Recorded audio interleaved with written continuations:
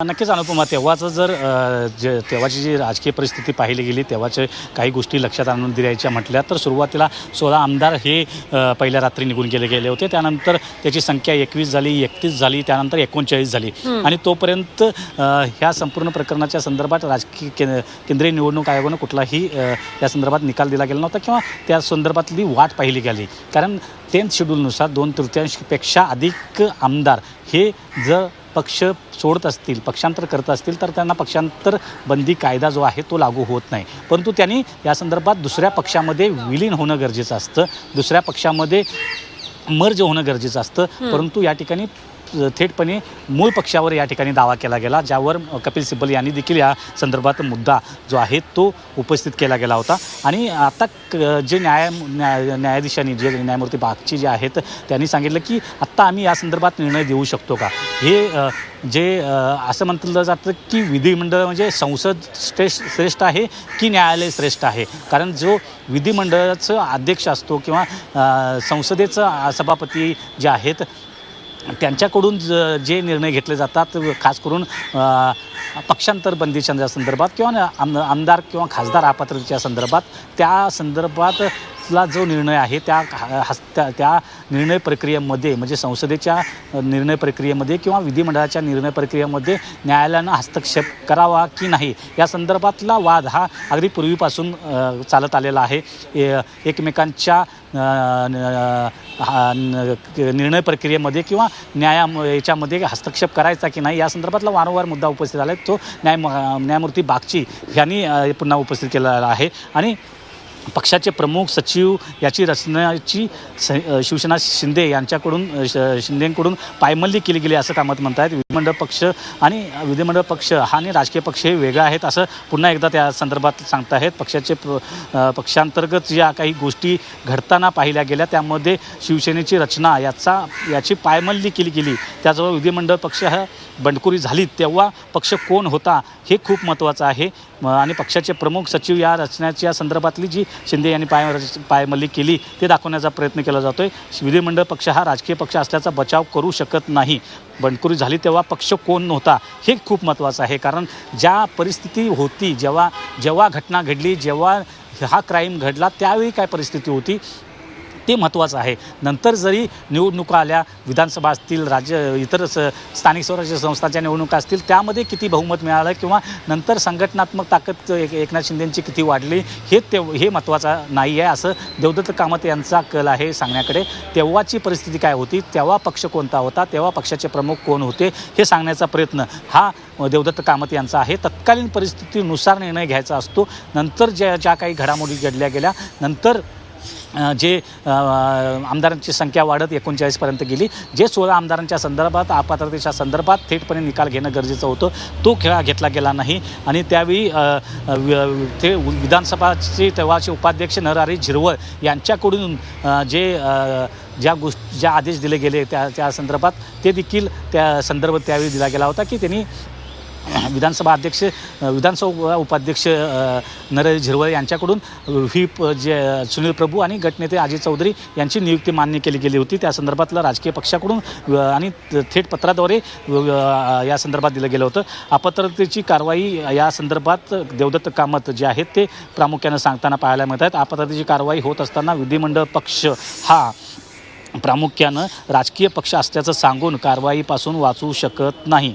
म्हणजे अपात्रतेची कारवाई सुरू होती त्यावेळी विधिमंडळ पक्ष हाच राजकीय पक्ष असल्याचा दिखावा करण्यात आला आणि त्यापासून वाचण्याचा प्रयत्न केला गेला हे सांगण्याचा प्रयत्न केला गेला. ते महत्त्वाचं आहे. बंडखोरी जेव्हा झाली तेव्हा पक्ष तुमचा कोणता होता, त्यावेळी तर 2 पक्ष झाले नव्हते, तेव्हा कोणता पक्ष होता. आणि अत्यंत महत्त्वाचं असं त्यांनी युक्तिवाद करताना देवदत्त कामत म्हणतायत की जेव्हा अपात्रतेची कारवाई सुरू होती तेव्हा तुम्ही विधिमंडळ पक्ष हाच राजकीय पक्ष असल्याचा दिखावा केला गेला, त्याचा आधार घेतला गेला. अशा प्रकारचा देवदत्त कामत यांचा हा युक्तिवाद जो आहे तो पाहायला मिळतो आहे. आणि त्यामुळं बंडखोरी जेव्हा झाली त्यावेळची परिस्थिती महत्त्वाची आहे. नंतर काय परिस्थिती घडली ते महत्त्वाचं नाही आहे असं त्यांचा सांगण्याचा उद्देश आहे. आणि त्याला काउंटर करताना खास करून शिवसेना शिंदेकडून काउंटर करताना मुकुल रोहतगी यांचा हाच प्रयत्न राहील की नंतरच्या टप्प्यामध्ये कशाप्रकारे शिवसेना शिंदेकडे आमदार वाढत गेले, पक्ष संघटनात्मक संघटना कशी वाढत गेली, पक्ष संघटनेतले नेते उपनेते हे देखील कशाप्रकारे शिवसेना शिंदेकडे आले गेले आणि मूळ पक्ष हा शिवसेना शिंदेचा झाला आहे अशा प्रकारचा युक्तिवाद येऊ शकतो. परंतु त्या युक्तिवाद ठाकरे गटाकडून म्हणजे मुकुल रोहतगी यांच्याकडून येण्यापूर्वीच देवदत्त कामत यांच्याकडून सांगण्याचा उद्देश आहे की तत्कालीन परिस्थिती जी आहे, जेव्हा क्राईम घडला गेला, जेव्हा पक्षांतर झालं गेलं, जेव्हा बंडखोरी झाली गेली, तेव्हा पक्ष कोणता होता, त्या संदर्भातली तेव्हाची परिस्थिती काय होती, तेव्हा पक्ष संघटनेमध्ये कुणाचं बहुमत होतं, पक्षप्रमुख कोण होते, हे अत्यंत महत्त्वाचं आहे. आज आम्ही शिंदेना अपात्र कसं काय घोषित करू शकतो अशाच प्रकारचा बागची यांनी कामत यांना सवाल केलेला होता आणि आज आम्ही घोषित करू शकतो का, मग आपण म्हटलं त्या पद्धतीनं हे जे कोर्ट जे आहे ते काही प्रश्न या ठिकाणी उपस्थित करताना पाहायला मिळते. यामध्ये बागची असं म्हणतात पुढे की शिस्तभंगाच्या कारवाईचा विचार करा, आपण शिक्षा रद्द करू शकतो पण शिक्षा लादू शकतो का, निर्णय घेण्यासाठी आपण प्रकरण प्राधिकरणाकडे परत पाठवू शकतो. तेव्हा शिंदे यांच्याकडे विधानसभेमध्ये बहुमत होतं याबद्दल कुठलाही वाद नाही. मुख्य प्रश्न हा आहे की जेव्हा त्यांनी विधानसभेमध्ये बहुमत मिळवलं तेव्हा ते पक्षाचे सदस्य राहिलेले होते का, असा एक प्रश्न बागची यांनी विचारलेला आहे. म्हणजे नेमकं त्यांना काय अपेक्षित आहे, कारण शिस्तभंगाच्या कारवाईचा विचार करा, आपण शिक्षा रद्द करू शकतो पण शिक्षा लादू शकतो का, असं त्यांनी म्हटलेलं आहे. नक्कीच आत्ता बागची यांनी जे स्टेटमेंट केलेलं आहे ते अत्यंत महत्त्वाचं आहे की आपण या संदर्भात शिक्षा कशी काय आत्ता लादू शकतो, कारण ज्या गोष्टी घडलेल्या गेलेल्या आहेत त्या संदर्भात आत्ता त्यामध्ये जो पूर्वलक्षी प्रभावानं आत्ता कशा पद्धतीनं आपण निर्णय घेऊ शकतो. आणि याच पद्धतीनं यापूर्वी देखील बागची यांनीच 2 दिवसापूर्वी स्टेटमेंट केलं गेलं होतं की अपात्रतेचा निर्णय आत्ता आपण कसा काय घेऊ शकतो किंवा आत्ता अपात्र कसं काय करणार. त्यावेळी आत्ता देवदत्त कामत यांनी म्हटलं गेलेलं आहे की जरी संबंधित अपात्र आमदारांच्या संदर्भात जी केस चालू होती ती त्यांची पूर्ण टर्म संपलेली आहे, त्यामधले बरेचसे आमदार हे निवडून आले आहेत, काही जण पडले असतील एका दुसरा, परंतु बरेचसे आमदार परत निवडून आलेले आहेत. तरी त्याचा पूर्वलक्षी प्रभावानं आत्ता या संदर्भात निर्णय लागू होत नसला तरी देशाच्या भवितव्याच्या दृष्टीनं दूरगामी परिणाम होण्याच्या दृष्टीनं लोकशाहीच्या दृष्टिकोनातून या संदर्भातला निर्णय घेतला गेला पाहिजे असं देवदत्त कामत यांचं मत आहे. आणि त्या संदर्भात देवदत्त कामत यांचं जे काही सांगितलं गेलं त्यानुसार ते म्हणत आहेत की जर मुख्य प्रश्न असा बागची म्हणतात की जेव्हा विधानसभेत बहुमत मिळवले होते तेव्हा ते पक्षाचे सदस्य राहिले होते का, अशा प्रकारे देवदत्त कामत यांनी म्हटलेलं. देवदत्त कामत यांना प्रश्न विचारला गेला त्यावेळी देवदत्त कामत म्हणाले की होय त्यावेळी ते सदस्य होते, परंतु बचावाचा मुद्दा हा केवळ प्रथमदर्शनी निष्कर्षाच्या पलीकडे जाऊ शकतो.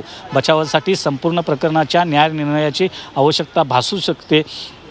त्यामुळं ज्यामध्ये 2018ची घटना अधिकृतपणे नोंदवली गेली होती का यासह इतर संबंधित प्रश्नांचाही समावेश असू शकतो. मात्र प्रथमदर्शनी निष्कर्ष काढण्याच्या टप्प्यावर या सर्व बाबींचा विचार करणं हे विधानसभा अध्यक्षाच्या अधिकार क्षेत्राबाहेरचे आहे. मला नेमका हाच मुद्दा मांडायचा होता की ज्या प्रकारे विधानसभा अध्यक्षांचं अधिकार क्षेत्र आहे ते अत्यंत महत्त्वाचं आहे. त्याच्या पुढे जाऊन त्या संदर्भातला जो निर्णय आहे तो कसा काय घेतला गेला अशा प्रकारे देवदत्त कामत यांनी आपला युक्तिवाद जो आहे तो या ठिकाणी केलेला पाहायला मिळतोय. त्यामुळं या संदर्भातला जो निर्णय घ्यायचा असेल तर पुन्हा प्राधिकरणाकडे म्हणजे जी विधानसभा आहे त्यांच्याकडे पुन्हा हे संपूर्ण प्रकरण पाठवायचा का अशा प्रकारचा एक देखील प्रश्न न्यायमूर्ती बागची या ठिकाणी करत आहेत. त्यामुळं आम्ही शिक्षा रद्द करू शकतो परंतु शिक्षा देऊ शकतो का अशा प्रकारचं बागची यांचं मत आहे. आणि निर्णय घेण्यासाठी आम्ही प्रकरण हे पुन्हा प्राधिकरणाकडे म्हणजे विधानसभेकडे पुन्हा पाठवू शकतो. आणि शिंदेकडे बहुमत होतं यात वाद नाही असं त्यांचं मत आहे. विधानसभेतलं बहुमत जे आहे ते आणि त्या बहुमताच्या वेळी शिंदे पक्षाचे होते की नाही या संदर्भात देखील तेव्हा विचारणा केली गेली. तेव्हा देवदत्त कामत यांनी सांगितलं की त्या संदर्भात ते तेव्हा पक्षाचे सदस्य होते, तेव्हा कुठलाही निर्णय झाला नव्हता. कारण ज्या प्रकारे अपात्र करण्याच्या संदर्भात असेल किंवा नंतर विधानसभा पक्षप्रमुख उद्धव ठाकरे यांच्याकडून गेल्या कारवाई ज्या असतील त्यावेळी ती महत्त्वाची होती. त्यावेळी ते सदस्य होते, पक्षाचे सदस्य होते. त्यानंतर झालं ज्या शिस्तभंगाच्या कारवाईचा विचार करू अशा प्रकारचं बागची यांनी म्हटल्यानंतर देवदत्त कामत यांनी सांगितलेलं आहे की त्यावेळी ते सदस्य होते, परंतु नंतरच्या ज्या काही विधानसभा अध्यक्षांच्या अखत्यारीत असणाऱ्या गोष्टी ज्या आहेत त्या त्यांनी पाहणं गरजेचं होतं. परंतु विधानसभा अध्यक्ष यांनी आपल्या मर्यादेच्या म्हणजे कार्यकक्षेच्या बाहेर जाऊन काही निर्णय घेतले गेले आणि निर्णय घेण्यासाठी जे काही परिस्थिती निर्माण केली गेली, ज्या काही गुंतागुंतीच्या गोष्टी तयार केल्या गेल्या, ह्या कपिल सिब्बल यांनी देखील मांडलं गेलं होतं की